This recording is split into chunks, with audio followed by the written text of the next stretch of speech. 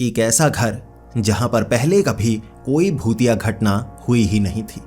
वहां पर एक परिवार बड़ी ही आसानी से और सुख समृद्धि वाला जीवन व्यतीत कर रहा था। लेकिन एक दिन एक औरत उस घर का दरवाजा खटखटाती है और कहती है कि आसपास कोई भी बाथरूम मौजूद नहीं है, क्या मैं आपके घर का बाथरूम इस्तेमाल कर सकती हूँ। वो आदमी बहुत ही अच्छा होता है और कहता है कि आप बाथरूम का इस्तेमाल कर सकती हैं।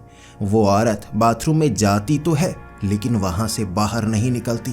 वो औरत कहाँ गई किसी को उसके बारे में पता नहीं, लेकिन उसके बाद उस घर में ऐसी घटनाएं हुई जिसने पूरे के पूरे शहर को डरा कर रख दिया।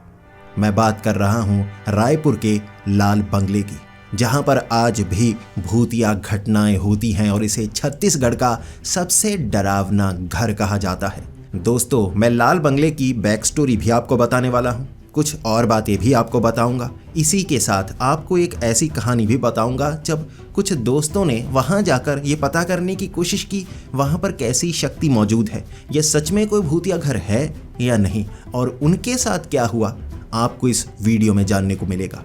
दोस्तों, ये वीडियो बहुत ही खौफनाक और डरावनी होने वाली है। यकीन कीजिए आपको भी अंदर तक डर लगेगा। तो हेडफोन लगा लीजिए, कमरे की लाइट्स ऑफ कर लीजिए, क्योंकि ये वक्त हो रहा है डरने का। तो दोस्तों, मैं आपको जिस बंगले की जानकारी दे रहा हूं वो रायपुर में बना हुआ है। ये बंगला 90 के दशक में बना था और यहाँ पर कोई भूतिया घटना हुई भी नहीं थी। इसका डिजाइन काफी अच्छा है, लेकिन ये शहर के काफी ज्यादा बाहर बना था। इस समय रायपुर काफी ज्यादा बड़ा हो चुका है। इस एरिया के आसपास भी कुछ घर, कुछ होटल तो बने हुए हैं, लेकिन आज भी अगर आप इस बंगले को देखने के लिए जाएंगे ना, आसपास आपको कोई भी घर मौजूद नहीं दिखेगा। इसे आज भी एक तरह से खाली इलाका ही कहा जा सकता है। अब आप सोचिए, आज से 30 से 40 साल पहले ये इलाका किस तरह का होगा। यहाँ आसपास घर तो छोड़िए, काफी दूर दूर तक तब यहाँ पर घर नहीं होंगे। उस समय ये घर यहाँ पर बना हुआ था और उसके बाद यहाँ पर एक काफी अजीब सी घटना हुई। अब उस बैक स्टोरी की तरफ बढ़ते हैं। तो इस बंगले को बनाया था एक डॉक्टर ने, काफी मशहूर डॉक्टर था, और उसकी एक बीवी थी, एक बेटी थी जो इस बंगले में रहा करते थे। ये बंगले को उन्होंने बड़े पसंद से बनवाया था, यानी जो भी चीज यहाँ पर लगवानी थी उन्होंने अपनी पसंद की बनवाई थी। आसपास के कुछ प्लॉट भी खरीदे हुए थे ताकि बड़ा बंगला बन पाए, जैसे उनके शौक थे, उनके पास पैसे थे। जब यह बंगला बन गया, यहाँ कोई भी ऐसी घटना कभी उन्हें महसूस हुई ही नहीं कि कुछ बुरा हुआ हो या भूतिया हो या कुछ ऐसा।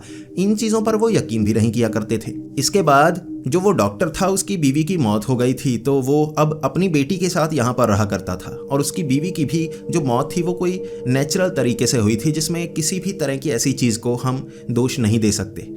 अब अपनी बेटी के साथ वो यहाँ पर रहा करता था, नॉर्मल जिंदगी जी रहा था। इसके बाद एक रात की बात है, कहते हैं कि वहां पर एक औरत उस बंगले का जो दरवाजा है उसे खटखटाती है।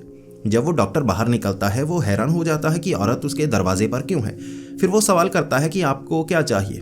तो वो औरत कहती है कि मुझे बाथरूम जाना है और आसपास दूर दूर तक कोई बाथरूम नहीं है, ये इलाका भी सही नहीं है, क्या आप घर का बाथरूम मुझे इस्तेमाल करने देंगे। वो जो डॉक्टर था वो काफ़ी अच्छा था, उसे भी इस चीज़ का पता था कि जो शहर का इलाका है ना, काफ़ी दूर है और चलकर जाने में काफ़ी ज़्यादा समय लगेगा, और यहाँ वैसे इतना भी सुनसान नहीं है कि कोई आता जाता नहीं है, इससे काफ़ी ज़्यादा परेशानी हो सकती है। तो उसने कहा कि आप बाथरूम का इस्तेमाल कर सकती हैं। वो औरत बाथरूम में गई। वो डॉक्टर घर में ही था अपनी बेटी के साथ। वो इंतज़ार कर रहा था कि कब वो औरत बाथरूम से निकलेगी और उसके बाद मैं उसे घर से बाहर भेज दूंगा। ये जो बाथरूम था ना, घर के एक कमरे के साथ जुड़ा हुआ था। वो जो डॉक्टर था ना, वो दरवाजे के काफी करीब अपनी बेटी के साथ बैठा हुआ था, इंतजार कर रहा था कि औरत कब निकलेगी। कोई 15-20 मिनट हो गए, आधा घंटा हो गया और 1 घंटे के करीब पहुंचने को हो गया। तब डॉक्टर को लगा कि वो औरत बाहर निकल नहीं रही, क्या हुआ। तो उसने आवाज लगाई कि क्या आप अंदर हैं। औरत ने कोई जवाब नहीं दिया। 10 से 20 मिनट तक वो ये कोशिश करता रहा, वो दरवाजा खटखटाता रहा और आवाजें लगाता रहा कि वो औरत कहाँ गई। उस औरत ने कोई जवाब दिया ही नहीं, और वो जो दरवाज़ा था बाथरूम का, वो अंदर से उसने बंद कर दिया था। वो डॉक्टर काफ़ी बार दरवाज़ा खटखटाता रहा, और जो बाथरूम का वो दरवाज़ा था ना, ज़्यादा सख्त नहीं था, जैसे मोटी लकड़ी का नहीं था, क्योंकि बाथरूम में ऐसी सिक्योरिटी की ज़रूरत नहीं होती। तो उस डॉक्टर को लगा कहीं उस औरत के साथ कोई ऐसी दुर्घटना तो नहीं हो गई, कहीं पैर तो नहीं फिसल गया, या कहीं ये अंदर से कुछ चुरा तो नहीं रही। काफ़ी शक था उसके मन में। उसने कई बार चेतावनी दी कि मैं दरवाज़ा तोड़ने वाला हूँ, तुम अगर अंदर हो तो खुद ब खुद बाहर निकल आओ। इसके बाद 2-3 बार उसने चेतावनी दी, फिर वो औरत का कोई जवाब नहीं आया तो उसने वो दरवाज़ा तोड़ दिया। जब डॉक्टर ने वो दरवाज़ा तोड़ा तो अंदर कोई नहीं था। उसने अपनी आंखों से देखा था कि वो जो औरत थी वो खुद चलकर उस बाथरूम के अंदर गई थी। वो सामने ही तो बैठा हुआ था अपनी बेटी के साथ। वहां से बाहर निकलने का और कोई रास्ता नहीं था और वो हैरान हो चुका था। वो औरत गई तो गई कहाँ? उसने अपनी बेटी से पूछा कि क्या वो औरत यहाँ आई थी ना, उसके बाद कहाँ गई? तो जो डॉक्टर की बेटी थी उसने कहा वो आंटी तो इस कमरे में ही गई थी, मुझे तो खुद नहीं पता। इसके बाद उन्हें लगा कि वो बाहर कहीं चली गई होगी, तो उन्होंने घर में चेक किया, अच्छे से चेक किया, तो वो औरत घर में मौजूद नहीं थी। उन्होंने दरवाजे खिड़कियां अच्छे से बंद कर दिए। अब वो डॉक्टर थोड़ा सा घबराया हुआ था। उसे लग रहा था ऐसी अजीब सी घटना इस घर में क्यों हुई, कैसे हुई, वो औरत कहाँ गई, वो सोचे जा रहा था। अब वो सोच रहा था कि अभी मैं पुलिस को नहीं बताऊंगा, कल सुबह ना पुलिस को ज़रूर बताऊंगा, अपने जान पहचान वालों को ज़रूर बताऊंगा। लेकिन उसे ये पता नहीं था कि उस घर में उस रात क्या होने वाला है। जो उस डॉक्टर की बेटी थी ना, वो अपने एक अलग कमरे में सोया करती थी। वो डॉक्टर अपने एक अलग कमरे में सोया करता था। रात के वक्त वो जो लड़की थी ना, उसे जैसे कुछ आवाज़ें सुनाई देने लगी। वो काफ़ी ज़्यादा डर गई थी। उसके बाद जब वो अपने पिता के कमरे में गई ना, उसके पिता ने गले में फंदा लगाया हुआ था। एक खिड़की के साथ उसका जो पिता था वो लटका हुआ था, वो डॉक्टर मरा हुआ। ये देखकर वो लड़की बहुत ज़्यादा घबरा गई। अब वो इतनी ज़्यादा घबरा गई थी ना, उसे कुछ समझ में नहीं आया। वो अपने कमरे की तरफ भागी। कहते हैं कि उस लड़की को रात भर आवाज़ें सुनाई देती रही थी किसी औरत की, जैसे वो औरत घर में ही मौजूद हो, लेकिन नज़र नहीं आ रही थी। उसके कमरे में भी उसे आवाज़ें सुनाई दी थी, साथ वाले कमरे में आवाज़ें सुनाई दे रही थी, हंसने की आवाज़ें, जैसे किसी चुड़ैल की आवाज़ें हों। अब ऐसी आवाज़ें वहाँ आती रहीं। उसके पिता की मौत हो चुकी थी। अब वो लड़की थोड़ी समझदार थी। वो बेड के नीचे ज़रूर छिपी हुई थी, लेकिन अपने पास उसने ऐसी चीज़ें रखी हुई थी जो भूत भगाने वाली होती हैं। कुछ पेड़ के पत्ते जो वहाँ माने जाते हैं कि वो भूतों को दूर रखते हैं, ऐसी चीज़ें उसने अपने पास रखी। उसे यकीन था वो औरत कोई साधारण औरत नहीं थी। जैसे वो आवाज़ें सुन रही थी वो कोई चुड़ैल थी, और उसका जो बाप था, उसका पिता था, वो मारा जा चुका था। इस तरह अगले दिन तक उसने खुद को बचा कर रखा। और इसके बाद जब लोगों को ये पता लगा कि ऐसे वो डॉक्टर की मौत हो चुकी है, यहाँ पर अफरा तफरी मच गई थी। पुलिस वाले भी अच्छी तरह से चेक करने आए थे। उसकी लाश इस तरह से मिली थी, उन्होंने माना उसने आत्महत्या की, लेकिन आत्महत्या का कोई कारण नहीं था। उसके साथ जो काम करने वाले उसके दोस्त थे, उनका भी कहना था वो परेशान तो था ही नहीं। उसने कभी ये हिंट तक नहीं दिया कि वो इतना परेशान है कि आत्महत्या तक कर सकता है। जबकि उसकी जो बेटी थी वो साफ कह रही थी वो औरत जो बाथरूम में गायब हुई थी, उसी ने उसके पिता को मारा है। पुलिस वालों ने इन चीज़ों पर यकीन नहीं किया, लेकिन वहाँ के लोग इन चीज़ों पर यकीन करने लगे। और इसके बाद उस लड़की को वहाँ से कहीं और रिश्तेदारों के घर भेज दिया गया। और ये जो बंगला था, इसका नाम पड़ गया लाल बंगला, क्योंकि इसे पेंट भी कुछ ऐसा किया गया था कि ये लाल रंग का था। धीरे धीरे आपको पता है, जहाँ हम नहीं रहते वो पुरानी सी जगह होने लगती है। झाड़ियाँ, पौधे, ऐसी चीज़ें उगने लगती हैं और वो जगह और ज़्यादा डरावनी हो जाती है। तो ये लाल बंगला भी बहुत ज़्यादा डरावना हो गया, बहुत ज़्यादा मशहूर हो गया। अब लोग इस बंगले को देखने सिर्फ इसलिए आते हैं कि ये इसे भूतिया बंगला कहा जाता है और लोग इसे देखकर डरने की कोशिश करते हैं। लेकिन कुछ लोगों के साथ ऐसी घटनाएं यहाँ आज भी होती हैं। अब ये डॉक्टर वाली घटना 1994 में हुई थी, लेकिन उसके बाद कई लोगों के साथ यहाँ कुछ भूतिया घटनाएं हुई कि भूत नजर आए। अब मैं आपको एक ऐसे ही लड़के की कहानी सुनाता हूँ जो यहाँ पर अपने दोस्त के साथ आया हुआ था भूतों का एक्सपीरियंस करने के लिए। और उसके साथ क्या हुआ, उन्होंने मुझे अपनी ये सच्ची कहानी लिख भेजी, जिसे मैं अपनी आवाज़ में आपको सुनाना चाहूँगा। अब ये कहानी है अर्जुन और रविश नाम के दो लड़कों की। अब जो अर्जुन था वो भिलाई का रहने वाला था और जो रविश था वो रायपुर का रहने वाला था, लेकिन काम करने के लिए वो भी भिलाई आया हुआ था। दोनों दोस्त बन गए थे क्योंकि वो एक ही जगह पर काम किया करते थे। दोनों की तनख्वाह अच्छी थी, नई नई जॉब लगी थी। और जो रविश था अपने शहर को छोड़कर यहाँ पर आया हुआ था। यहाँ उसने किराए का एक मकान लिया था। लेकिन एक अच्छी चीज़ उसके साथ हुई थी कि उसका दोस्त जो अर्जुन बन गया था ना, अर्जुन काफ़ी ज़्यादा अच्छा था। ज़्यादातर तो रविश को अकेले उस घर में रहने ही नहीं देता। हमेशा अर्जुन कह दिया करता, तू छोड़ना वहाँ से, सामान लेकर आ, मेरे घर में मेरे साथ रहना, हमारा काफ़ी बड़ा घर है और हम दोस्त तो हैं, एक साथ रहेंगे, काफ़ी मस्ती किया करेंगे और मेरी माँ खाना काफ़ी अच्छा बनाती है। तो जो रविश था ज़्यादातर अर्जुन के घर पर रहा करता। फिर भी उसे लगता था उस पर मैं ज़्यादा बोझ नहीं डाल सकता, कभी कभी 1-2 दिन वहाँ रहने के लिए आ जाता, लेकिन अपना जो सामान था किराए के मकान पर ही रखता था। दोनों की काफ़ी ज़्यादा दोस्ती हो गई। जो अर्जुन था उसने रविश को अपने उसे शहर में भिलाई में काफ़ी अच्छी जगह पर घुमाया, जो भी फेमस जगह थी हर जगह घुमा दिया था। और ये कोई 5-6 महीने का समय होगा, दोनों उस शहर में अच्छे से घूमे। इसके बाद जो रविश था वो कह रहा था कि मुझे अब कुछ 15-20 दिनों के लिए अपने शहर में भी जाना होगा। काफ़ी ज़्यादा समय मैं यहाँ पर रह गया, माँ की याद आ रही है, पिता की याद आ रही है, तो मुझे वापस जाना होगा। जो अर्जुन था उसने कहा यार मैं भी तेरे साथ चलता हूँ ना, तूने छुट्टियाँ लिया मैं भी छुट्टियाँ लूँगा। ऐसा करना तू अपना शहर ना रायपुर मुझे दिखाना, वो ज़्यादा बड़ा शहर है, वहाँ पर दिखाना क्या क्या फेमस चीज़ है और यहाँ से अच्छी चीज़ें हैं वहाँ मिल जाएंगी। सुना है वहाँ काफ़ी फेस्टिवल लगते हैं, जैसे मेले वेले लगते हैं, मुझे दिखाना। जो रविश था उसने कहा बिल्कुल यार तूने मेरी इतनी तो मदद की है, मैं भी तेरी मदद करूँगा, चल घूमने चलते हैं। 15 दिनों के लिए जो अर्जुन था उसने अपना सामान लिया, वो रविश के साथ रविश के शहर रायपुर चला गया। अब पहले 2 दिन तो घर में ही रहे, घर में मस्ती करते रहे और रविश ने अपनी माँ से मिलाया, अपने पिता से मिलाया। उसके बाद तीसरे दिन जो अर्जुन था वो कहने लगा था भी शहर भी घुमा दे, घर घुमाता जा रहा है। इसके बाद रविश ने अपनी वो बाइक जो उसने काफ़ी समय से यहाँ बंद रखी हुई थी उसे ऑन किया, उसमें तेल डलवाया, घूमने का पूरा प्लान बनाया कि बाइक पर घूमेंगे। अब शहर में वो घुमाने लगा। अगले 2 दिनों तक उसने शहर में घुमाया और कोई ऐसी चीज़ अर्जुन को पसंद आई ही नहीं। उसने कहा शहर तो बड़ा है यार, यहाँ वो सब चीज़ें मिलती हैं जो मेरे शहर में भी मिलती हैं। गार्डन हो गए, कुछ किले हो गए, कोई पुराने घर हो गए, ऐसे वैसे। मुझे यार कोई अच्छी चीज़ दिखाना अपने शहर में जो मैंने नहीं देखी हो। रविश कह रहा था यार मैं अब अलग चीज़ कहाँ से दिखा दूँ।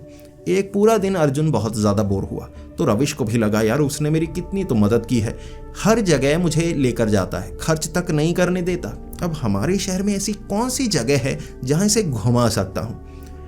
अब जो अर्जुन था उसे भूतिया कहानियाँ सुनना, ऐसी मिस्टीरियस केसेस, ऐसी वीडियोस देखना बहुत ज़्यादा पसंद था। वो टीवी पर एंशिएंट एलियंस बहुत ज़्यादा देखा करता था, रहस्यमय चीज़ों में जैसे गड़ जाता था। तो रविश को लगा अब यहाँ पर ऐसी रहस्यमय जगह कहाँ से दिखाऊं। तो उसके दिमाग में आ गया लाल बंगला। छत्तीसगढ़ में, खास तौर पर रायपुर में, यहाँ बहुत ज़्यादा मशहूर है लाल बंगला, कहते हैं वो भूतिया है। अब उसने अर्जुन को वो कहानी सुनाई जो मैं आपको सुना चुका हूँ कि किस तरह वहाँ डॉक्टर हुआ करता था।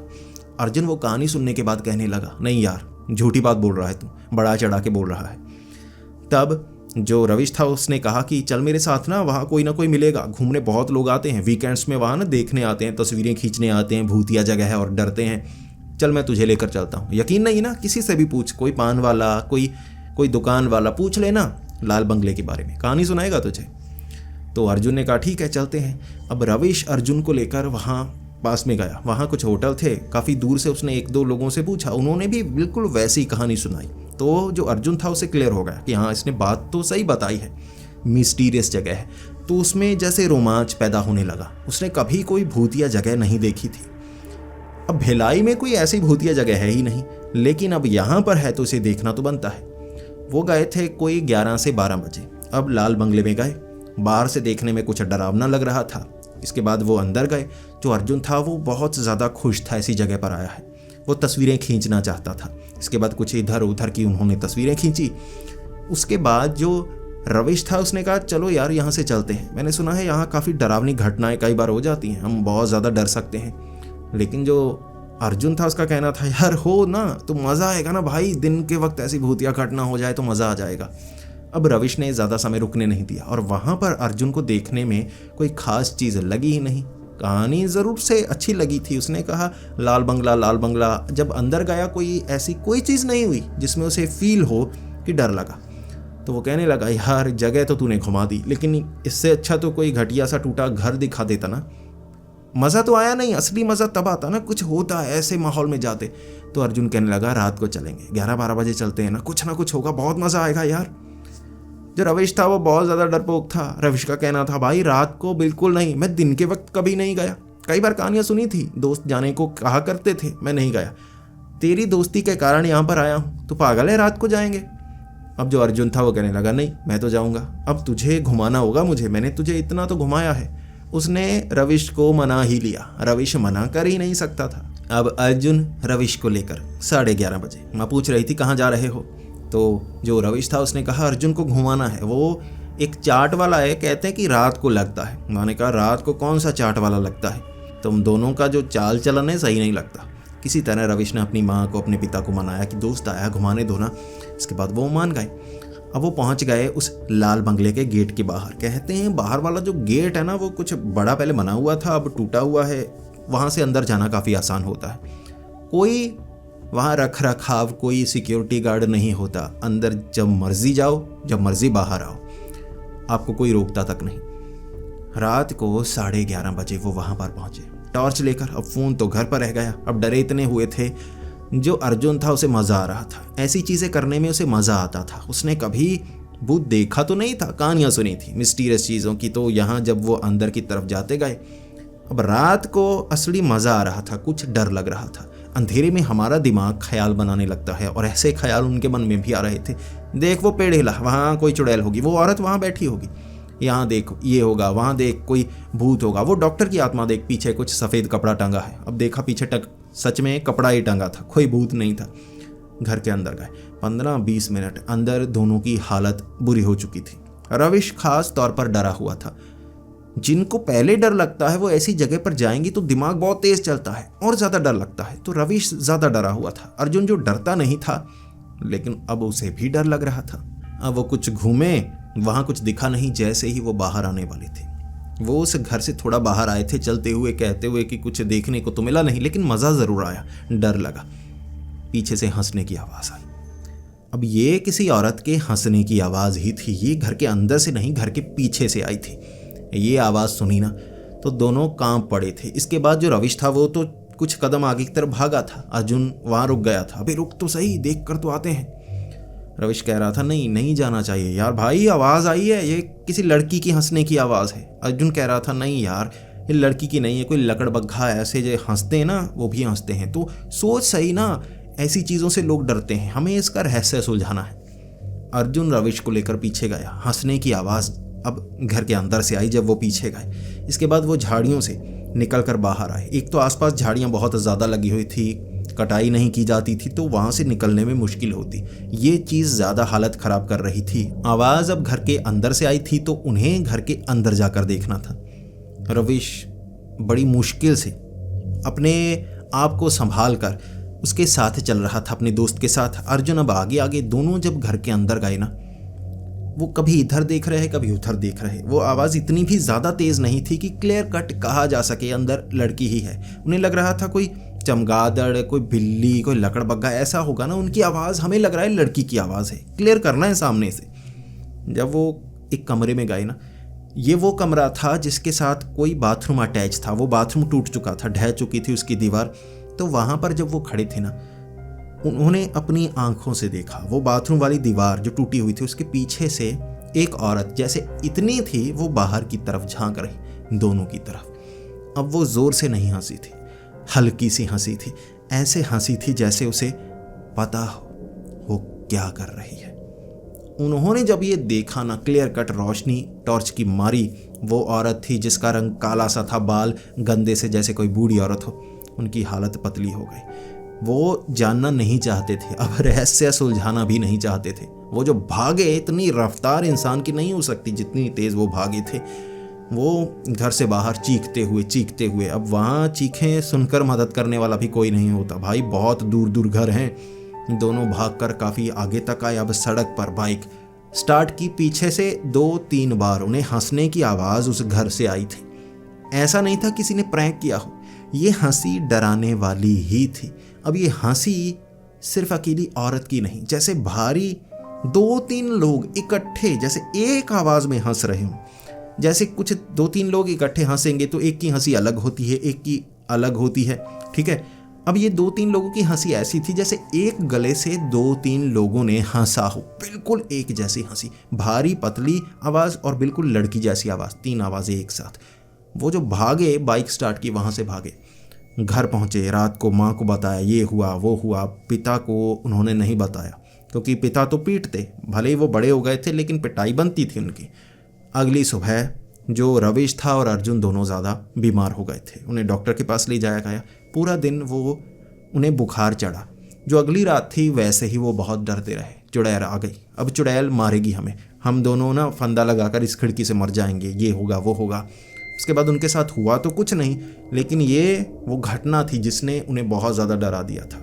वो वाली रात, अगली रात उन्हें ऐसा लगता रहा कि वो मारे जाएंगे, बिल्कुल वैसा होगा, लेकिन कुछ नहीं हुआ। उन्हें इतना तो पता लग गया था, लाल बंगले को भूतिया बंगला कहा जाता है। कुछ ना कुछ तो है वहां पर जो रात के वक्त डरावना एहसास देता है। हर किसी को नजर नहीं आता, जिसको नजर आता है वो अपनी घटना बताता है जिस पर कोई यकीन नहीं करता, क्योंकि हर किसी को नजर नहीं आता। हम उस पर यकीन करते हैं जिसको सब देख सकते हैं, लेकिन कुछ शक्तियां ऐसी होती हैं जो सबको दिखाई नहीं देती। कुछ लोग होते हैं, वो शक्तियां उन्हें टारगेट करती हैं। ये बात उन दोनों को समझ में आ गई थी। आज भी कहते हैं लाल बंगला वहाँ पर मौजूद है, जबकि मैंने कई रिव्यूज़ में देखा था कि इस बंगले को तोड़ दिया गया है। अब इसके बारे में मैं कंफर्म नहीं कर सकता। मैंने जितने सोर्सेस से ये जानकारी जुटाई, ये अपने सब्सक्राइबर से कुछ सवाल पूछे, ये कहानी मुझ तक पहुंच गई थी कुछ 1 से 1.5 महीना पहले, और मुझे सुनने को ये भी आ रहा था कि इस बंगले को तोड़ा गया। मैं क्लियर कट नहीं बता सकता। अगर आप में से कोई रायपुर का, भिलाई का या वहाँ के आसपास के इलाके का है तो प्लीज़ कमेंट्स में ज़रूर बताएं कि क्या अब भी लाल बंगला मौजूद है और क्या सच में वहाँ पर आज भी वैसी भूतिया घटनाएं होती हैं। प्लीज़ कमेंट्स ज़रूर करें। अगर आपको ये वीडियो पसंद आई हो तो इसे लाइक और शेयर ज़रूर करें। भाई लाइक ज़रूर किया करो। कहानी के अंत तक आए हो तो कहानी पसंद ज़रूर आई है आपको, मान लिया करो। अगर आपको ऐसी ही कहानियाँ सुनना पसंद है तो हमारे इस चैनल को सब्सक्राइब करें। तो मिलते हैं अगली वीडियो में, तब तक के लिए डरते रहें।